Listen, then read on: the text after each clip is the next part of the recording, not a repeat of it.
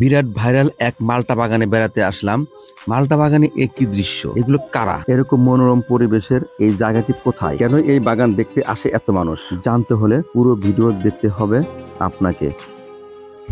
আসসালামু আলাইকুম ও রাহমাতুল্লাহ। এবারের গল্প আমার একটি মালটা বাগান নিয়ে। জি দর্শক, যে মালটা আমরা বাজার থেকে কিনে খাই সে মালটা বাংলাদেশে এখন চাষ হচ্ছে এমন একটি মালটা বাগানে আমরা ঢাকা থেকে আসতে চাইলে মাওনা চৌরাস্তা এসে মাওনা চৌরাস্তা থেকে সাতকামারে আসতে হবে। সাতকামার থেকে একটু ভিতরে ডলশ্রী গ্রামে আপনাকে আসতে হবে। আসার পথে এরকম সুন্দর পরিবেশের রাস্তা পাবেন। আপনার দুই পাশে গাছ আর মাঝখানে কালো পিচ দেওয়া রাস্তা, অনেক সুন্দর। দর্শক, আমরা এসেছিলাম বাইকে, আর বাইকে এরকম রাস্তাতে বাইক চালাইতে খুবই ভালো লাগছিল। ফাইনালি আমরা বাগানের গেটে। আমার চোখে যেটা পড়লো সেটা মোটরসাইকেল নাই, বেড়াতে বেশি আসে, অন্যান্য গাড়ি আসে। এখানে গাড়ির জন্য কোনো গ্যারেজ নাই, নিজের দায়িত্বে গাড়ি পার্কিং করে রাখতে হয়।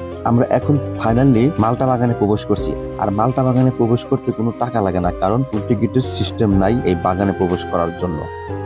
প্রিয় দর্শক, এখানে এসে মনে হলো বাংলার জমিনে এক টুকরো কাশ্মীরের একটি মিষ্টি ফলের বাগান। সারি সারি ভাবে লাগানো আছে এখানে মালটা গাছগুলো, দেখতে অসাধারণ, চমৎকার, ভীষণ সুন্দর। তাই তো এই সুন্দর মালটা বাগানটি দেখার জন্য প্রতিদিনই প্রচুর পরিমাণ পর্যটক আসে ঘুরতে এই বাগানে। এই মালটা বাগানের গাছে যেমন থোকা থোকায় মালটা ধরে আছে, তেমনি এই বাগান দেখতে ঝাঁকে ঝাঁকে মানুষ ভিড় করে প্রতি সপ্তাহে ছুটির দিনগুলোতে। ডলশ্রী গ্রামের এই মালটা বাগানটি অতি দ্রুত ভাইরাল হয়ে গেছে সবার কাছে। তাই তো প্রতিদিনই ছুটে আসে অনেক পর্যটক। দর্শক, একটা কথা শেয়ার করি আপনাদের সাথে। দেখতে আসলাম মালটা বাগান, কথা বলবো মালটা নিয়ে, কিন্তু আমার কথা বলতে হচ্ছে এখানকার আসা পর্যটক নিয়ে। এই পরিমাণ টুরিস্ট এসেছে এই মালটা বাগান দেখতে। প্রতিটা গাছের সাথে যেমন মালটা ঝুলে আছে, তেমন করে প্রতিটা গাছের সাথে মানুষও ওই পরিমাণ দেখতে আসছে। সেটা দেখলে, ভিডিওটা দেখলেই বুঝতে পারবে। আমরা যদি একটু উপর থেকে দেখতে যাই মালটা বাগানের পরিস্থিতি, তাহলে ঠিক এমনটাই দেখা যাবে। দর্শক, গাজীপুর জেলাটি ঘনবসতি জেলা।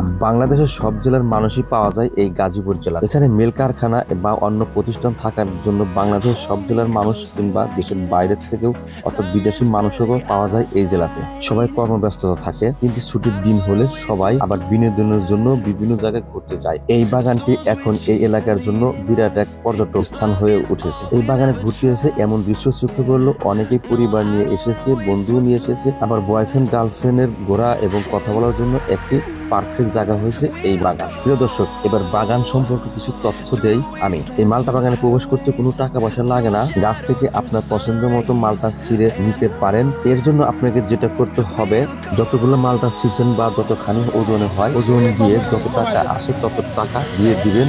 গেটে লোক আছে ওখানে। প্রিয় দর্শক, ভিডিওটা কেমন হয়েছে জানিয়ে যাবেন কমেন্ট বক্স। দর্শক, আপনাদের লাইক, কমেন্ট, শেয়ার আমার আরেকটি ভিডিও বানাতে উৎসাহ যোগায়। এই ভিডিওটি আমি আজকের মতো এখানে শেষ করছি। আবার দেখা হবে আরেকটা কোনো নতুন ভিডিওতে। আল্লাহ হাফেজ।